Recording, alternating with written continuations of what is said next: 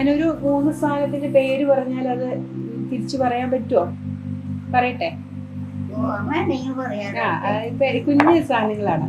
പൂവ്, പശു, പൂവ്, പശു, കസേര. ഇതൊന്ന് എന്നോട് തിരിച്ചു പറയാമോ? ഞാനിപ്പോ ഈ പറഞ്ഞ 3 വാക്ക്. ഡിമെൻഷ്യ അഥവാ ഓർമ്മക്കുറവ് ഇന്ന് സമൂഹത്തിൽ ഏറ്റവും അധികം ശ്രദ്ധ കൊടുക്കേണ്ട ഒരു അവസ്ഥയായിക്കൊണ്ടിരിക്കുകയാണ്.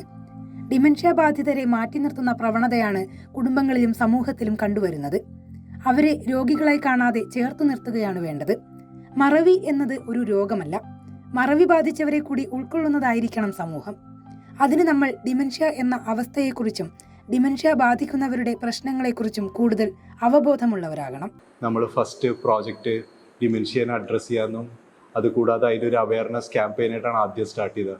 അത് കഴിഞ്ഞ് 3ാമത്തെ പ്രോജക്റ്റാണ് നമ്മൾ ഉദ്ബോധം എന്നുള്ള രീതിയിൽ ഏകദേശം കൊച്ചിൻ കോർപ്പറേഷന് ഇന്ത്യയിലെ ആദ്യത്തെ ഡിമെൻഷ്യ സൗഹൃദ നഗരമാക്കി മാറ്റാനായിട്ടുള്ള പ്രോജക്റ്റ് സ്റ്റാർട്ട് ചെയ്തത്. അപ്പോൾ അതാണ് കഴിഞ്ഞ ഒക്ടോബർ 16-ാം തീയതി നമ്മുടെ ബഹുമാനപ്പെട്ട മുഖ്യമന്ത്രി ആ ഒരു പ്രോജക്റ്റിൻ്റെ കൾമിനേഷനായിട്ടാണ് പ്രഖ്യാപിക്കുകയുണ്ടായത് ഇന്ത്യയിലെ ആദ്യത്തെ ഡിമെൻഷ്യ സൗഹൃദ നഗരമായിട്ട് കൊച്ചിനാണ്. അപ്പോൾ അതിൽ നമ്മൾ ചെയ്തതെന്ന് വെച്ചാൽ ജസ്റ്റ് ഒരു അവയർനെസ് ക്യാമ്പയിൻ മാത്രമല്ല. കാരണം അവയർനെസ് ഈസ് ഇമ്പോർട്ടൻറ്റ് ബിക്കോസ് ആ ഇൻഫർമേഷൻസ് പൊതുജനങ്ങളിലേക്ക് എത്തണം. പക്ഷെ അതുകൂടാതെ ഒരു ഡിമെൻഷ്യ ബാധിച്ച വ്യക്തി വന്നു കഴിഞ്ഞാൽ അവർക്ക് വേണ്ട സിസ്റ്റംസും കൂടെ വളരെ ആവശ്യമാണ്. അപ്പോൾ അതിനുവേണ്ടി ആദ്യം അവയർനെസ്സിൽ തുടങ്ങി. അതിനുവേണ്ടി നമ്മൾ ഫസ്റ്റ് ഒരു ഏഷ്യയിലെ തന്നെ ആദ്യത്തെ ലോകത്ത് തന്നെ ഏഷ്യയിൽ ഏറ്റവും ലോങ്ങസ്റ്റ് മെമ്മറി വാക്ക് സംഘടിപ്പിച്ചു. ഏകദേശം 1600 പേരോളം ആ മെമ്മറി വാക്കിൽ പാർട്ടിസിപ്പേറ്റ് ചെയ്തു.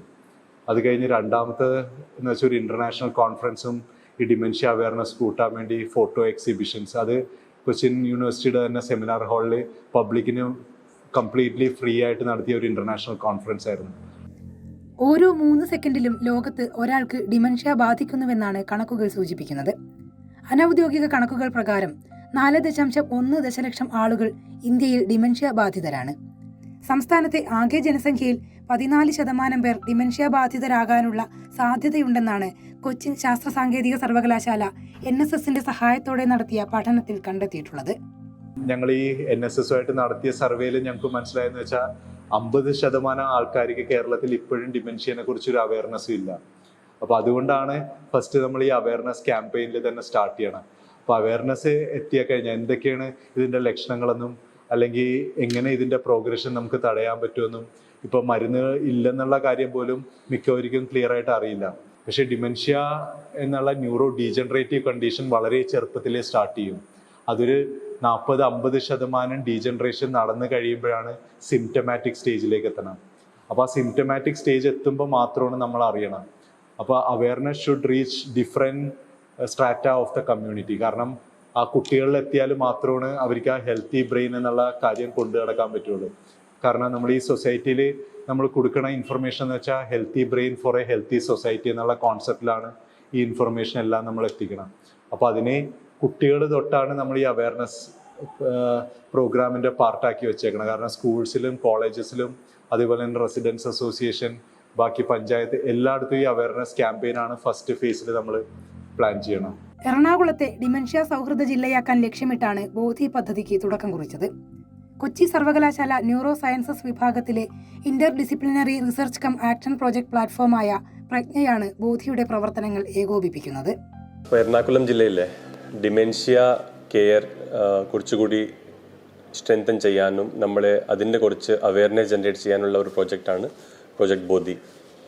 ഈ പ്രോജക്റ്റിൻ്റെ ഒരു സ്റ്റാർട്ടിങ് നമ്മൾ കഴിഞ്ഞ വർഷം 2019-20 പ്രോജക്റ്റ് ഉദ്ബോധിൻ്റെ പേരിലൊരു പ്രോജക്റ്റ് തുടങ്ങിയിരുന്നു.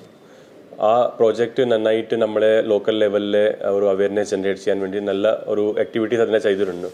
പക്ഷേ അതിന് ശേഷം നമ്മളെ കോവിഡ് വന്നപ്പോൾ ആ പ്രോജക്റ്റ് അത്രത്തോളം നമുക്ക് മുന്നോട്ട് കൊണ്ടുപോകാൻ സാധിച്ചില്ല.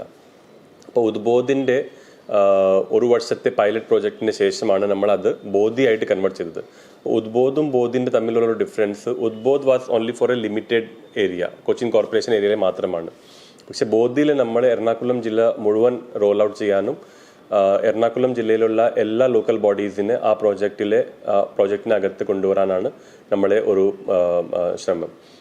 അപ്പോൾ ഈ പ്രോജക്റ്റ് നടപ്പാക്കുന്നത് കഴിഞ്ഞ പ്രാവശ്യം പൈലറ്റ് പ്രോജക്റ്റ് നമ്മൾ CSR വെച്ചിട്ടാണ്, BPCLന്റെ CSR ആക്ടിവിറ്റി വെച്ചിട്ടാണ് നമ്മൾ നടപ്പാക്കിയത്. പക്ഷേ ഈ വർഷം ഗവൺമെൻറ് തന്നെ അത് ടേക്ക് ഓവർ ചെയ്തിട്ട് സോഷ്യൽ ജസ്റ്റിസ് ഡിപ്പാർട്ട്മെൻറ്റ് വഴി ഒരു ഏകദേശം 53 lakhs 1,53,00,000 പ്രോജക്റ്റും അതിലെ ആദ്യത്തെ വർഷത്തെ ആക്ടിവിറ്റീസിന് 50 ലക്ഷം രൂപ സാങ്ഷൻ ആക്കിയിട്ടുണ്ട്. ഉദ്ബോധ് പദ്ധതിയിലൂടെ കൊച്ചി കോർപ്പറേഷനിൽ ഡിമെൻഷ്യയെക്കുറിച്ചുള്ള ഒരു അവബോധമുണ്ടാക്കാൻ സാധിച്ചിട്ടുണ്ട്. ബോധവൽക്കരണവും പരിപാലന രീതികളും താഴെത്തട്ടിലേക്ക് കുറച്ചെങ്കിലും എത്തിയിട്ടുമുണ്ട്. ഡിമെൻഷ്യ ബാധിതരുടെ പരിപാലനത്തിനായുള്ള വിവിധ സൗകര്യങ്ങളും നഗരപരിധിയിൽ ഒരുക്കിയിട്ടുണ്ട്. എറണാകുളത്ത് 2 ഒന്ന് കെയർ ഹോം ഉണ്ട്, ഇവിടുത്തെ പച്ചാളത്തുള്ള കെയർ ഹോമും പിന്നെ നമ്മൾ GH ജനറൽ ഹോസ്പിറ്റലിൽ മെമ്മറി ക്ലിനിക് ഉണ്ട്. അത് എല്ലാ മാസത്തിലെയും ആദ്യത്തെ ബുധനാഴ്ചയാണ് നമ്മൾ ചെയ്യുന്നത്. അത് 2 മണി തൊട്ട് 5 മണി വരെ നമ്മൾ അവിടെ മെമ്മറിയുടെ അസസ്മെന്റ് ആണ് നടക്കുന്നത്. ഇപ്പം നമ്മുടെ ഒരു ഹെൽപ്പ് ലൈൻ നമ്പർ ഉണ്ട്, അത് വെച്ചിട്ട് നമ്മൾ ഉദ്ബോധിൻ്റെതായിട്ട് അപ്പം അത് വെച്ചിട്ട് അതിലെ ആൾക്കാർ കോണ്ടാക്ട് ചെയ്യും. നമ്മൾ ആ കോണ്ടാക്ട് ചെയ്ത് കഴിയുമ്പോൾ നമ്മൾ അവിടേക്ക് ആൾക്കാർ വന്നു കഴിയുമ്പോൾ നമ്മൾ ആദ്യം ചെയ്യുന്നത് അവരെ അസസ് ചെയ്യുക എന്നുള്ളതാണ്. കൗൺസിലിംഗ് കൊടുക്കുന്നു. അസസ് ചെയ്യുന്നത് നമുക്ക് MMSC എന്ന് പറഞ്ഞിട്ടൊരു അസസ്മെന്റ് ടൂൾ ഉണ്ട്. അത് വെച്ചിട്ട് അവർ നമ്മൾ എന്തുമാത്രമാണ് അവരുടെ മെമ്മറി ലോസ്, അതായത് ഏത് ലെവലിലാണെന്നുള്ളതാണ്. മീഡിയം ലെവലിലാണോ, ബിഗിനിങ് ആണോ, അല്ലെങ്കിൽ സിവിയർ ആയിട്ടുണ്ടോ, മൈൽഡ് ആണോ, മോഡറേറ്റ് ആണോ, സിവിയർ ആണോ, ഇത് നമ്മൾ അസസ് ചെയ്യുന്നു. അസസ് ചെയ്തതിന് ശേഷം നമ്മൾ അവരെ ഫർദർ ഡയഗ്നോസിസിന് വേണ്ടി നമുക്ക് അതിലൊരു ഇത് കണ്ടു കഴിഞ്ഞാൽ നമ്മൾ അവരെ ഫർദർ ഡയഗ്നോസിസിന് വേണ്ടി നമ്മൾ അവരെ ന്യൂറോളജിസ്റ്റിൻ്റെ അടുത്തേക്ക് നമ്മൾ റെഫർ ചെയ്യുന്നു. അവിടെ അവർക്ക് MRI അല്ലെങ്കിൽ തലച്ചോറിൻ്റെ CT സ്കാൻ എടുക്കുന്നു.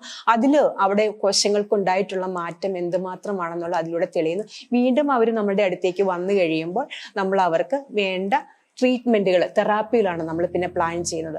മറവി എന്നത് പ്രായമാകുന്നതിന്റെ ഭാഗമാണെന്ന് കരുതി അവഗണിക്കുകയാണ് പൊതുവെ ചെയ്യുന്നത്.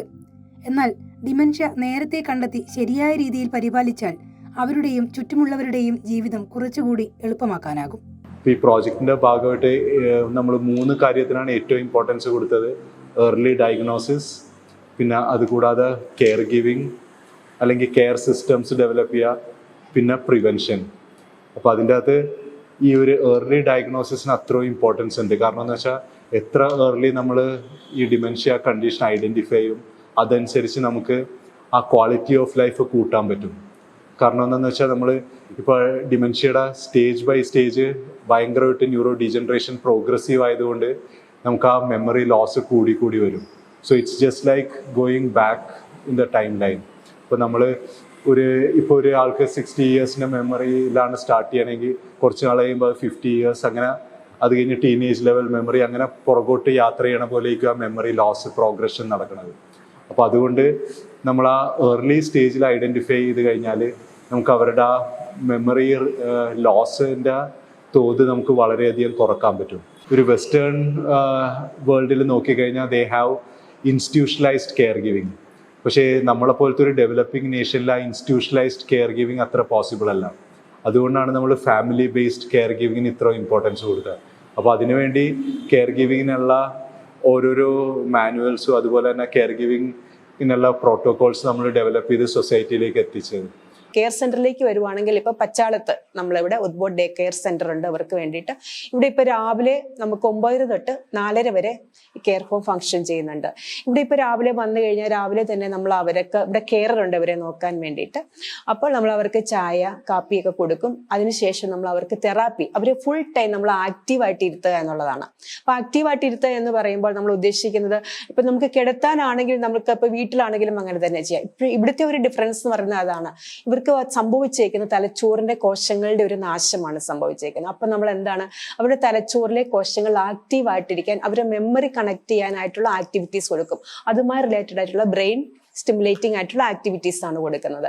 ഡിമെൻഷ്യ ബാധിതർ മാത്രമല്ല അവരുടെ ഫാമിലിക്കും എല്ലാ തരത്തിലുള്ള ഒരു വെൽനെസ് സപ്പോർട്ടും പ്രദാനം ചെയ്യുക എന്നാണ് ഈ ഡേ കെയറിന്റെ ഉദ്ദേശം. അതുപോലെ തന്നെ ഇവിടെ എല്ലാ സർവീസും നമ്മൾ ഫ്രീ ആയിട്ടാണ് ചെയ്യുന്നത്. ഒന്നിനും നമ്മൾ പൈസ വാങ്ങിക്കുന്നില്ല.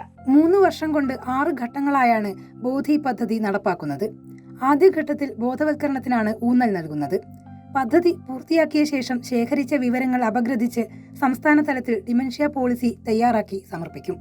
ഈ വർഷം അവസാനമാകുമ്പോഴത്തേക്ക് നമ്മൾ by the end of this year December ആകുമ്പോഴത്തേക്ക് നമ്മളൊരു ഇനീഷ്യൽ 6 months ആക്ടിവിറ്റീസ് കംപ്ലീറ്റ് ചെയ്യും. Then we will come for the actual execution. കാരണം നമ്മുടെ ഇനീഷ്യൽ 1 ഇയറിൻ്റെ ഫേസ് 1 പറയുന്നത് ഒരു awareness generation and preparation for implementation of ബോധിയാണ്. അത് ചെയ്ത് കഴിഞ്ഞാൽ നമ്മൾ ആക്ച്വൽ ഇംപ്ലിമെൻറ്റേഷനിലേക്ക് വരാം. ആക്ച്വൽ ഇംപ്ലിമെൻറ്റേഷൻ പറയുമ്പോൾ ലോക്കൽ ബോഡീസിനെ ഈ ഡിമെൻഷ്യയുമായി ബന്ധപ്പെട്ട പ്രോജക്റ്റ് എടുക്കാനും അത് നടപ്പാക്കാനുള്ള ഒരു സപ്പോർട്ട് നമ്മൾ പ്രൊവൈഡ് ചെയ്യും. ഈ പ്രോജക്റ്റ് നമ്മളിപ്പോൾ നടപ്പാക്കുന്നത് വളരെ കുറച്ച് വോളണ്ടിയേഴ്സ് വെച്ചിട്ട് മാത്രമാണ്. പക്ഷെ നമ്മുടെ ഒരു പർപ്പസ് നമ്മുടെ ലെവലിലെ ഒരു നമ്പർ ഓഫ് വോളണ്ടിയേഴ്സ് ലിമിറ്റ് ചെയ്ത് ബാക്കി ഇപ്പോൾ ലോക്കൽ ബോഡി ആണെങ്കിൽ ലോക്കൽ ബോഡി, ഹെൽത്ത് ഡിപ്പാർട്ട്മെന്റ് ആണെങ്കിൽ അവരെ ട്രെയിൻ ചെയ്തിട്ട് അവരെ ഇതിൻ്റെ ഒരു ഫോഴ്സാക്കി ഉപയോഗിക്കാനാണ് നമ്മുടെ തീരുമാനം. 3 വർഷത്തെ ബോധി പ്രോഗ്രാം കംപ്ലീറ്റ് ആകുമ്പോഴത്തേക്ക് എറണാകുളം ജില്ലയിലെ എല്ലാ ലോക്കൽ ബോഡീസിന് അറ്റ്ലീസ്റ്റ് ഒരു ഡിമെൻഷ്യ പ്ലാൻ ഉണ്ടാവണം. അതേപോലെ ഡിമെൻഷ്യ കെയർ സെൻറ്റേഴ്സ് ഉണ്ടാവണം. ഈ സ്റ്റേറ്റിന് ഒരു ഡിമെൻഷ്യ പോളിസി ഉണ്ടാവണം. അതാണ് നമ്മുടെ ഈ ബോധിൻ്റെ ഒരു ഫൈനൽ ഔട്ട്കം ആയിട്ട് നോക്കുന്നത്.